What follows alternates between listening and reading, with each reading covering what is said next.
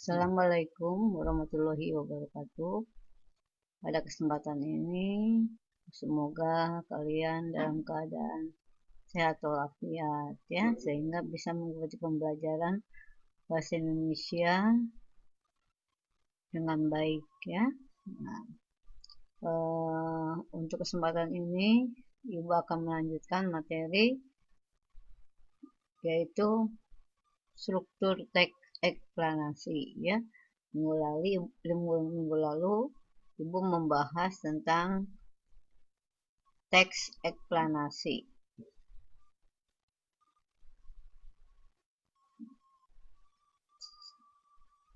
Sebagaimana telah dijelaskan ya, bahwa teks eksplanasi itu memiliki struktur ya. Itu ada 3. Yang pertama, pernyataan umum. Yang kedua, sebab akibat. Yang ketiga, interpretasi.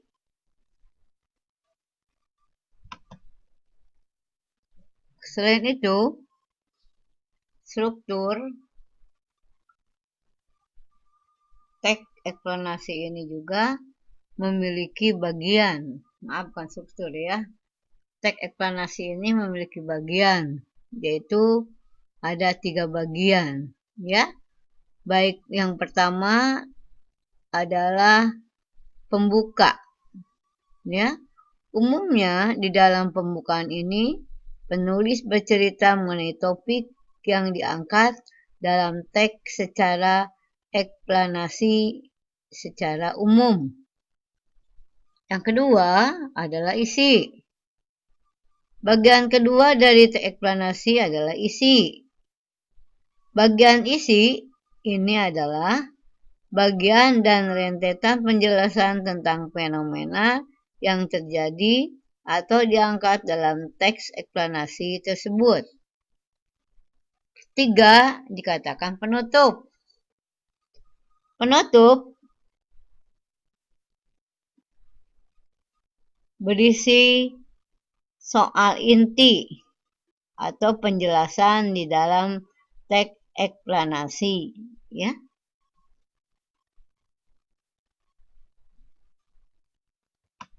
Selanjutnya kita perhatikan ya, Ibu akan memberikan teks yang di dalamnya terdapat bagian-bagian teks eksplanasi.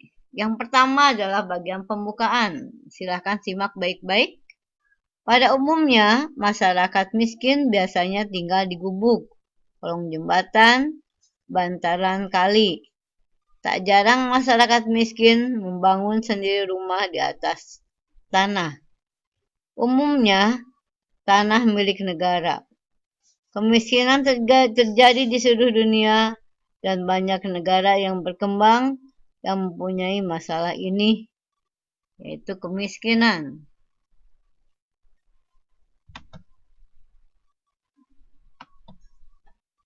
Sekarang bagian isi. Keterbatasan kelengkapan pendidikan dan pemenuhan kebutuhan sehari-hari, bangkrut, musibah, perbudakan, struktur sosial juga menjadi faktor penyebabnya. Struktur sosial dan perilaku menjadi dominan faktor masalah kemiskinan. Perilaku konsumtif, gengsi pengeluaran uang tidak sesuai dengan pemasukan juga termasuk faktor struktur sosial yang mengarah kepada masalah turun-temurun atau terutama masalah pendidikan orang miskin. Perilaku gengsi sehingga masyarakat lebih mementingkan keinginan daripada kebutuhan.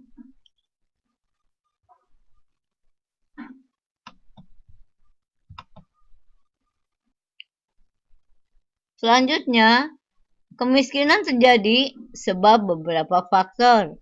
Salah satunya adalah keterbatasan kelengkapan pendidikan dan pemenuhan kebutuhan sehari-hari. Bangkrut, musibah, perbudakan, struktur sosial juga menjadi faktor penyebabnya. Struktur sosial dan perilaku menjadi dominasi faktor masalah kemiskinan.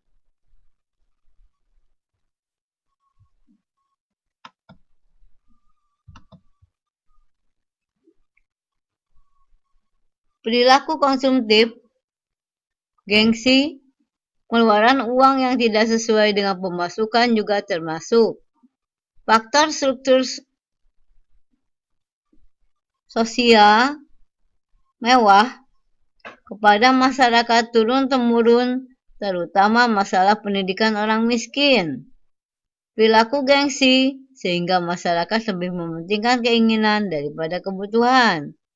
Sebenarnya, banyak usaha yang dilakukan oleh masyarakat dan pemerintah untuk mengatasi kemiskinan, misalnya adalah menaikkan upah minimum kerja, memperluas lapangan pekerjaan, pendidikan gratis, dan tempat tinggal dengan harga terjangkau.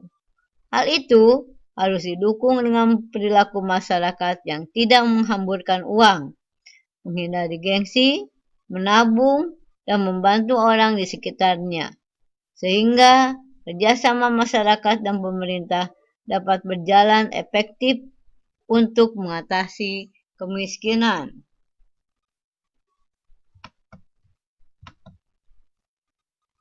Sekarang bagian penutup.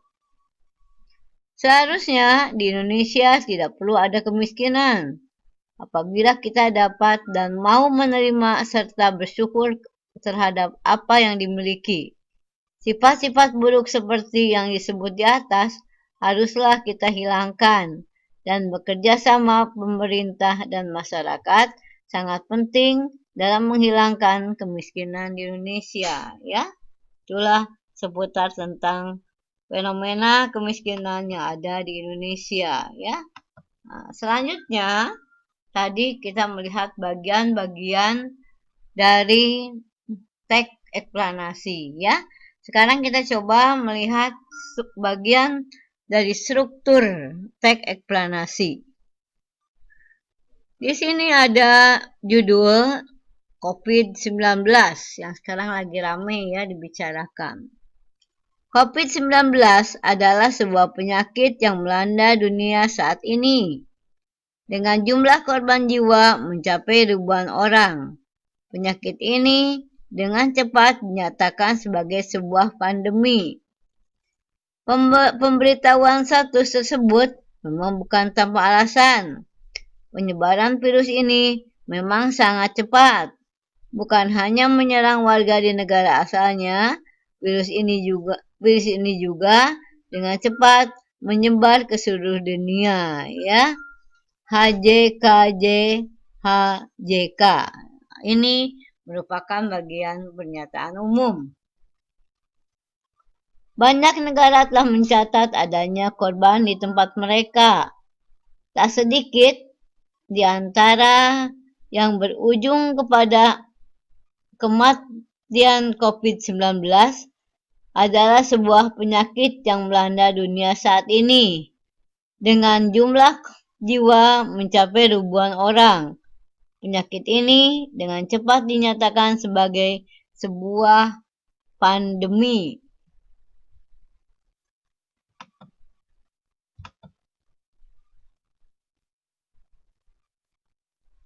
Nah, itu merupakan tadi bagian pembukaan, dikatakan dengan pernyataan umum. Selanjutnya adalah sebab akibat.